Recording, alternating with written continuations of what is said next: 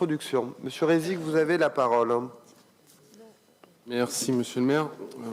Ce sera une remarque dans ma délibération qui se fondera, enfin, mes remarques se fonderont clairement dans la délibération, donc elles seront indistinguées réellement de la délib. Donc, chers collègues, mesdames, messieurs, pour les jeunes montreuillois, nos jeunes, nous refusons la fatalité, la résignation, deux adversaires de la jeunesse encore trop présents dans nos quartiers.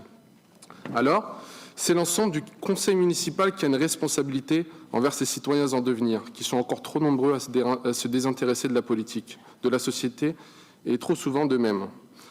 Alors, nous avons la responsabilité de leur montrer qu'ils peuvent se prendre en main, qu'ils peuvent être source de dynamique positive au sein de la cité, que jeunesse est synonyme d'avenir, de rêve, d'espoir.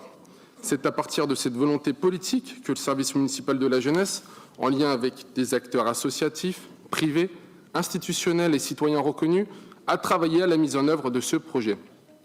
Nous allons offrir, ou plutôt permettre, à 6 jeunes en grande difficulté, l'opportunité de s'attaquer à l'ascension d'un sommet de 6 000 mètres, le Lican Cabo, à proximité du désert de l'Atacama au Chili, à plus de 10 000 km de leur environnement quotidien. L'an passé, une opération similaire, menée en lien avec les mêmes partenaires, a permis à quelques jeunes montreuillois et montreuilloises de gravir le dôme des Millages. Ce projet a eu des retombées extrêmement positives. Axé sur les problématiques écologiques, ce séjour a formé de véritables petits ambassadeurs du développement durable et de la transition énergétique. Cette année, contrairement à l'an passé, les 6 valeureux citoyens qui ont été choisis pour cette épreuve hors du commun, tout aussi physique que mentale, ce sont 6 jeunes qui ne fréquentent pas ou peu les structures municipales, qui sont oubliés par les institutions et par eux-mêmes, qui sont en pleine fracture sociale, scolaire, identitaire. Ce sont 6 jeunes que nous sommes allés chercher nous-mêmes. Car derrière tout cela, il y a une orientation claire qui se résume en une phrase. Nous leur avons montré qu'ils en étaient capables et ils l'ont fait.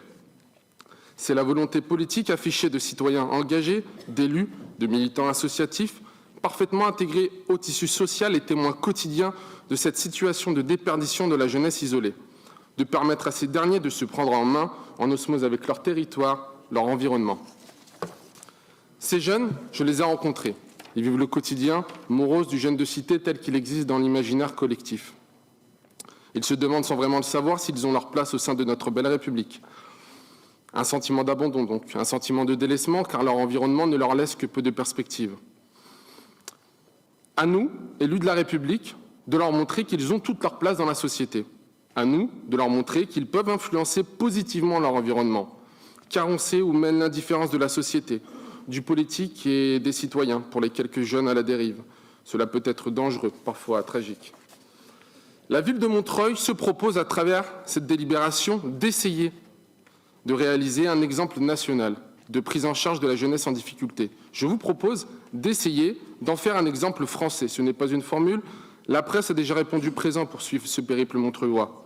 Je vous propose aussi et surtout pour ces jeunes de refuser la fatalité de leur état. Que celui-ci soit putatif ou réel, je vous propose de tendre la main à notre avenir, à ceux qui sont très concrètement nos prochains. Je vous propose de poser le premier rempart à l'extrémisme, l'ouverture au monde. Pour ce faire, il faut leur montrer autre chose que ce qu'ils connaissent. Il faut leur montrer de l'espace pour bouger, pour penser, pour s'évader.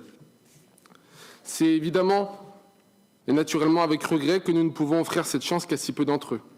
Mais d'une part, le choix d'un nombre restreint est une manière de les isoler afin qu'ils parviennent plus facilement à s'évader de leur quotidien. Et d'autre part, l'expérience du Mont Blanc nous a montré que cette expédition, tant géographique que spirituelle, pouvait profiter à tous au retour de ces quelques héros.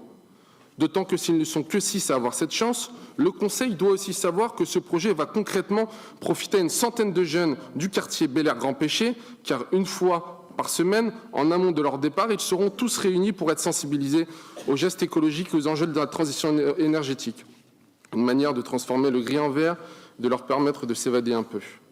C'est aussi une manière pour les jeunes qui fréquentaient déjà l'antenne Bel-Air Grand Péché de se solidariser avec ce projet et pour les 6 sélectionnés de redécouvrir les structures municipales de la jeunesse qu'ils ne fréquentaient pas ou plus. Un premier pas vers le retour à la confiance dans les institutions, les structures locales et le pacte républicain. Notre projet ne se limite pas en effet à un coup de pub que certaines âmes mal attentionnées pourraient penser. Il ne s'agit pas d'emmener en promenade quelques jeunes pour leur simple plaisir. Il s'agit d'une approche globale, ou plutôt transversale, car nous agissons en relation avec les centres sociaux, la mission locale, rues et cités, des sociétés privées telles que RDF, Carrefour, afin de nous permettre d'assurer le suivi de ces 6 jeunes, un suivi qui se prolongera jusqu'à l'objectif atteint.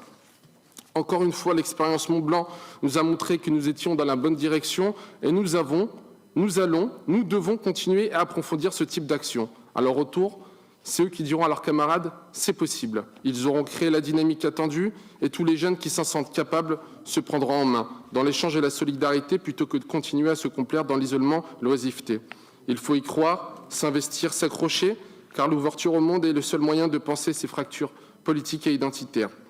C'est cet avenir pour notre jeunesse que je vous propose en votant favorablement à cette délibération. Merci.